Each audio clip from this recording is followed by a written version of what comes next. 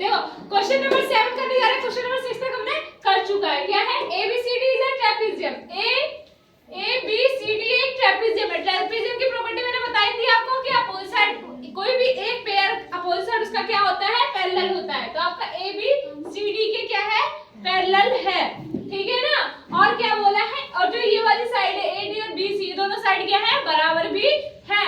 लेकिन अब क्या बोल रहा है कि हमने हिंट दिया है कि हमें प्रूव करना है कि एंगल A एंगल B के बराबर है, एंगल C एंगल D के बराबर। और मैंने इसमें डायगोनल कंस्ट्रक्ट किया है AD और BC, ये दोनों डायगोनल भी बराबर है, ये दोनों ट्रायंगल भी कॉन्ग्रुएंट प्रूव करना है। हमने हिंट दिया था कि हम क्या करते हैं, AB लाइन को क्या कर रहे हैं, थोड़ा E तक एक्सटेंड मतलब बढ़ा दिए हैं और C पॉइंट से इसको E वाली लाइन को मिला दिए हैं। जब ये दोनों पैरेलल थे तो ये वाली लाइन भी इसके पैरेलल हो गई। तो अब क्या बोल सकते हैं, दोनों पैरेलल हो गए तो क्या बोल सकते हैं, AECD को पैरेललोग्राम कह सकते हैं। मैंने बताया था ना कि अपोजिट साइड अगर पैरेलल होता है तो क्या हो जाता है, और अपोजिट साइड बराबर होता है तो पैरेललोग्राम हो जाता है। तो अब मैं क्या कह सकती हूँ कि अब यहाँ पे इसी में लिख सकती हूँ कि AECD क्या हो गया, आपका पैरेललोग्राम हो गया। हम पहला प्रूव करने के लिए जा रहे हैं। एक बार बताओ, AD EC के भी बराबर होगा, है ना? AD EC के भी बराबर होगा। AD हमारा EC के बराबर होगा अपोजिट साइड ऑफ पैरेललोग्राम, क्योंकि AECD आपका क्या हो गया, एक पैरेललोग्राम हो गया इसके कारण। तो AD EC के बराबर होगा अपोजिट साइड्स ऑफ पैरेललोग्राम। हमारा AD BC के बराबर ऑलरेडी पहले से दिया हुआ था। AD हमारा BC के बराबर पहले से दिया था, ये गिवन में दे रखा है। और हमें पता है जब AD EC के भी बराबर है और AD BC के भी बराबर है तो BC EC के भी बराबर हो जाएगा। मैं इस इक्वेशन को फर्स्ट मान लेती हूँ, इस इक्वेशन को सेकंड मान लेती हूँ और मैं ये लिख सकती हूँ from equation first and second से ये बोल सकती हूँ कि हमारा BC जो है EC के बराबर हो जाएगा। ठीक है? अब मैं क्या करती हूँ, opposite sides are equal in are equal. तो हमें पता है कि किसी ट्रायंगल में अपोजिट साइड्स अगर बराबर हो जाएं तो उसके अपोजिट एंगल भी क्या होते हैं, बराबर होते हैं। तब ये वाला एंगल और ये वाला एंगल भी बराबर हो जाएगा। तो मैं क्या लिख सकती हूँ, angle CBE equal to angle CEB।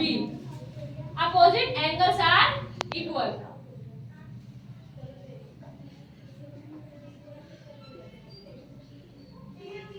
Opposite angles are equal हो गए।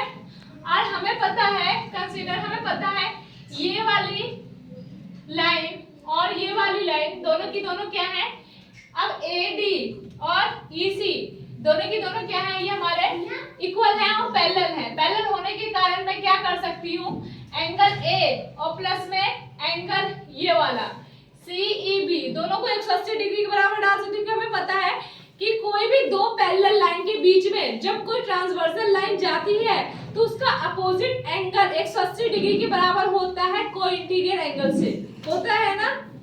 जैसे ये दोनों पैरेलल लाइन है, इसके बीच में कोई भी ट्रांसवर्सल लाइन जा रही है तो ये वाला एंगल और ये वाला एंगल दोनों मिला के 180 डिग्री के बराबर होते हैं कोई इंटीरियर एंगल से, होते हैं ना? तो मैं वही चीज लिख सकती हूँ।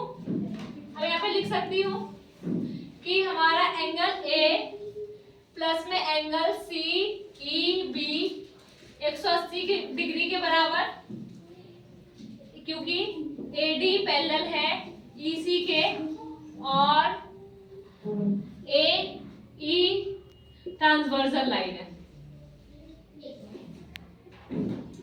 ठीक है?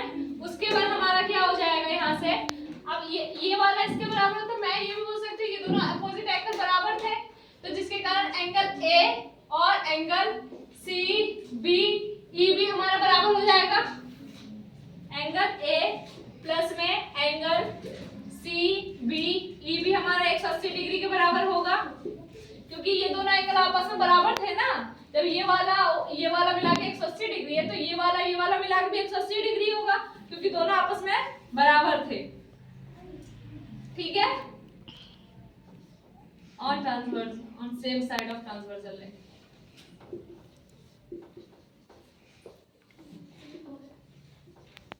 ठीक है? उसके बाद जब बताओ, हमें पता है कि ये वाला और ये वाला, दोनों मिला के क्या होते हैं 180 डिग्री होते हैं लीनियर पेयर से। तो मैं क्या लिख सकती हूँ, angle A angle B plus में angle C B E equal to 180 degree by linear pair से होगा। ठीक है, अब मैं इस वाले इक्वेशन को थर्ड मान लेती हूँ, इस वाले इक्वेशन को फोर्थ मान लेती हूँ। और मैं क्या लिख सकती हूँ, from equation third and fourth से लिख सकती हूँ, या 180 से कट जाएगा, सीबी से कट जाएगा, है ना। अब ये दोनों आपस में बराबर हो जाएंगे। तो मैं क्या लिख सकती हूँ, एंगल ए हमारा एंगल बी के बराबर हो गया। पहला क्वेश्चन प्रूव हो गया, एंगल ए हमें एंगल बी के बराबर करना था। ठीक है, अब हमें दूसरा क्वेश्चन पे जाना है, जो कि हमें क्या करना है, एंगल सी एंगल डी के बराबर करना है। जब हमारा एंगल ए एंगल बी के बराबर किया, तो एंगल ए एंगल बी के बराबर कब करेगा, जब एडी लाइन इसके पैरेलल होगा। किसके पैरेलल होगा, इसके पैरेलल होगा, है ना। तब यहाँ पे कर लो एडी, क्या लिखोगे, सेकंड में लिखोगे एडी हमारा क्या नाम है, बीसी के इक्वल है, और एडी हमारा क्या है, बीसी के पैरेलल है ना, है ना, है ना। और हमें पता है एसीडी हमारा पैरेललोग्राम था, इसमें एंगल ए हमारा एंगल सी के बराबर होगा, एंगल ए एंगल सी के बराबर होगा। चलो वो भी नहीं लिखना तो ये लिख लो, एंगल ए प्लस में एंगल डी 180 डिग्री के बराबर, और एंगल बी और प्लस में angle C, angle B plus में एंगल सी 180 डिग्री के बराबर। और हमने अभी प्रूव किया था कि एंगल ए और एंगल बी दोनों बराबर है, तो एंगल बी के बदले यहाँ पे भी अभी एंगल ए और यहाँ पे भी मैंने क्या लिखा था, एंगल बी लिखा था। हाँ, तो देखो एंगल ए और एंगल बी यहाँ पे भी 180 डिग्री के बराबर हुआ था, तो यहाँ पे एंगल ए और एंगल डी भी 180 डिग्री के बराबर हो जाएगा। और यहाँ पे मैं एंगल डी और एंगल सी भी, क्योंकि दोनों की दोनों पैरेलल लाइन के बीच में आया है, तो यहाँ पे भी क्या लिख सकती हूँ मैं, एंगल बी और एंगल